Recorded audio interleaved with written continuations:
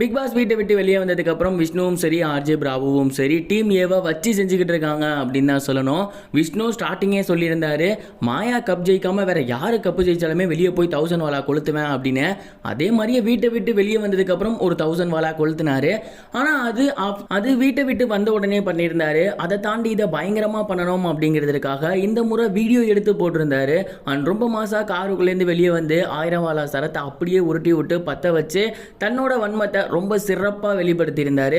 அதை பார்த்துட்டு ரசிகர்கள் எல்லாமே பயங்கர ஹாப்பி அப்படின்னு தான் சொல்லணும். ரசிகர்கள் மட்டும் கிடையாது, வீட்டுக்குள்ள இருந்த கண்டஸ்டன்ஸுமே பயங்கர ஹாப்பி அப்படின்னு தான் சொல்லணும். ஏன்னா ஆர்ஜே பிராவோ அந்த ஒரு வீடியோவில் கமெண்ட் பண்ணியிருந்தாரு. அவர் என்ன சொன்னார்னா, நீ இந்த ஒரு விஷயத்தை பண்ணும் போது அங்கே நான் இல்லை, மறுபடியும் இந்த ஒரு விஷயத்தை பண்ணு, அகைன் ஒரு 1000 வாலாவை வாங்கு, நம்ம 2 பேரும் சேர்ந்து செலிப்ரேட் பண்றோம் அப்படின்னு போட்டிருந்தாரு.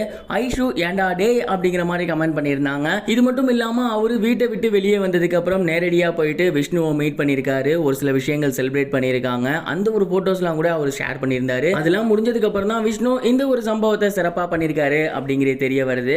அண்ட் இப்போ நல்லா நோட் பண்ணி பார்த்தீங்க அப்படின்னா ஆர்ஜே பிராவோ முழுக்க டீம் பி சைடு வந்துட்டாரு. அவர் ரொம்ப கரெக்டான சைடு தான் இப்போ சூஸ் பண்ணியிருக்காரு. ஃபர்ஸ்ட் அவர் பிக் பாஸ் வீட்டுக்குள்ளே வரும்போது முழுக்க மாயா கேங் கூட தான் இருந்தார். அவங்க சொல்றது தான் பண்ணாரு, அவங்களுக்கு சப்போர்ட் பண்ணிட்டு இருந்தாரு. அந்த டைம் அவரோட பேர் வெளியில் டேமேஜ் தான் ஆகியிருந்துச்சு. ஆனால் எப்போ அவர் வெளியில் போயிட்டு மறுபடியும் வீட்டுக்குள்ளே வந்தாரோ அப்போ அர்ச்சனா கூட நல்லா பேசுறது, அவங்களுக்கு பிரேஸ்லெட் கொடுத்த விஷயத்தை சொன்னது, அண்ட் இதை தாண்டி அந்த 6 பேரை நான் நம்பினது தப்புன்னு சொன்னது, அதெல்லாம் மக்கள் மத்தியில் மிக வைரலாக போயிருச்சு. இப்போ அவர் ரொம்பவே சூப்பராக பண்ணிட்டு இருக்காரு.